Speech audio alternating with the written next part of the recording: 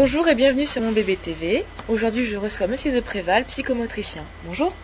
Bonjour. Alors, j'aurais une question de la part de Sonia sur le forum. En fait, son bébé attrape tous les objets indifféremment, que ce soit avec la main droite ou avec la main gauche. Et en fait, comment est-ce qu'on peut voir réellement qu'un enfant est ambidextre? Et est-ce que ça va pas lui poser des problèmes après pour choisir sa main pour l'écriture ou pour son développement? Quand l'enfant est petit, dans les premières années, il faut qu'il développe une gestuelle normale. Je veux dire, ça c'est qu'il développe à gauche, à droite ou les deux mains. C'est d'abord son développement pendant les premières années.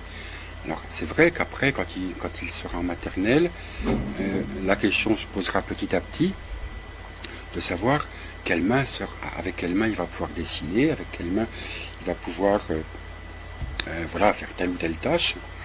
Donc, tant qu'il n'est pas dans les classes de maternelle, d'abord il faut qu'il se développe. Il a tout le temps de vivre. D'accord. Mais si effectivement,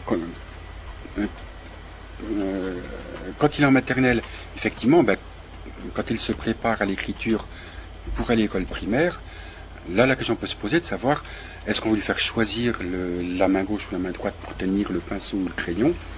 À ce moment-là, il y a des petits tests. Il y a des petits tests faciles qu'on peut faire. Enfin faciles. C'est demander ou observer son enfant quand il fait des gestes naturels, comme par exemple avec quelle main il va boire le plus souvent, avec quelle main il va se peigner le plus souvent, avec quelle main il va ouvrir une porte, avec quelle main il va découper plus facilement. Donc si on voit qu'il y a une main avec des gestes quotidiens, ouvrir la porte, se coiffer ou autre, avec des gestes qui ne sont pas des gestes appris, on pourra avoir une préférence pour ces gestes usuels quotidiens qui sont naturels. Et là, ça pourra déterminer un côté, et puis s'il y a vraiment un doute, à ce moment-là, il faut qu'il y ait un examen psychomoteur, parce que c'est vrai que il y a une partie des enfants, enfin une partie qui effectivement ont naturellement bon, il n'y en a pas beaucoup, mais c'est vrai quelquefois le choix est difficile.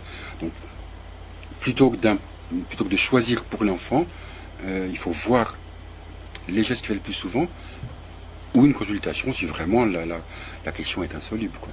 D'accord, très bien. Je vous remercie de votre réponse. Au revoir.